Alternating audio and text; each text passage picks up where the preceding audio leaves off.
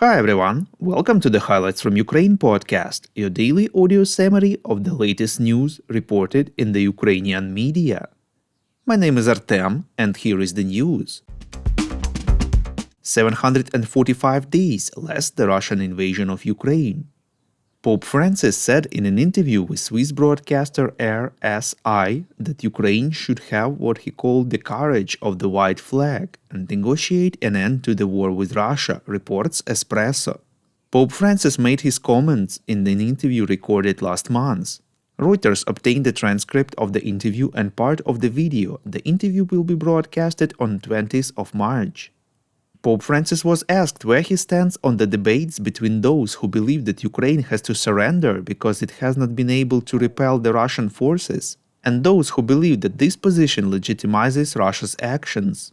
The interviewer used the term white flag in posing his question.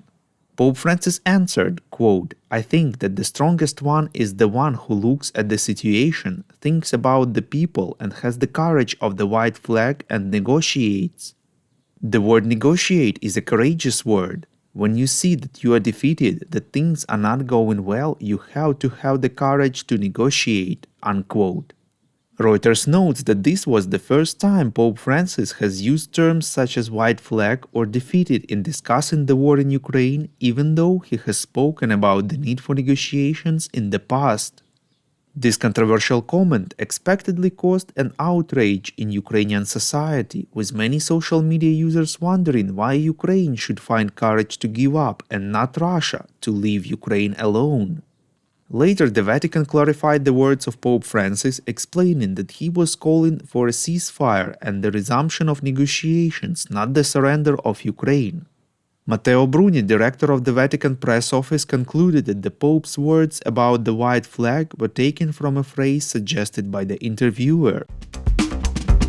We would really appreciate if you could recommend us to your friends and family, as well as share information on social media. This way more people would learn about the podcast and truth about Russia's invasion of Ukraine. General Valery Zaluzhny, the former commander-in-chief of the armed forces of Ukraine, underwent a military medical examination before his appointment as ambassador to the United Kingdom, where he was found unfit for military service. This may be a ground for him to leave the army, reports Дзerkalo Tizhnya. According to the media sources, after being dismissed from his position at the decision of President Volodymyr Zelensky, Zaluzhny was placed within the scope of responsibility of the Minister of Defense. Defense Minister Rustem Umerov did not offer Zaluzhny any significant military position, nor did the president. Under these circumstances, General Zaluzhny decided to resign from military service in order to have the opportunity and the right to do something else.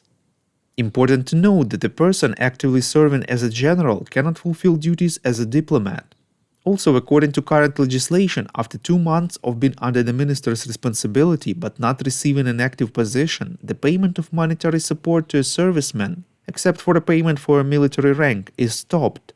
For General Zaluzhny, who has the highest military rank, this amounts to 1,762 hryvnias per month, about $47. Earlier this week, President Volodymyr Zelensky announced that he approved Zaluzhny as the next Ukraine's ambassador to the UK and now awaits approval from London. It is quite unusual to release the name of a candidate for the position of the ambassador prior to receiving approval from the other side. The General Staff of Ukraine released updated Russian losses in Ukraine. The Russian forces lost 900 of their soldiers, 19 tanks, 38 artillery systems, and 2 anti-aircraft vehicles just yesterday. This brings overall Russian losses to 424,000 people, 6.7 thousand tanks, 12.8 thousand armored combat vehicles, and 10.4 thousand artillery systems. Thank you for listening to the Highlights from Ukraine podcast. We're a commercial initiative of just 2 people and we need your help to grow. Share information about the podcast, rate us in the app, subscribe to our Patreon.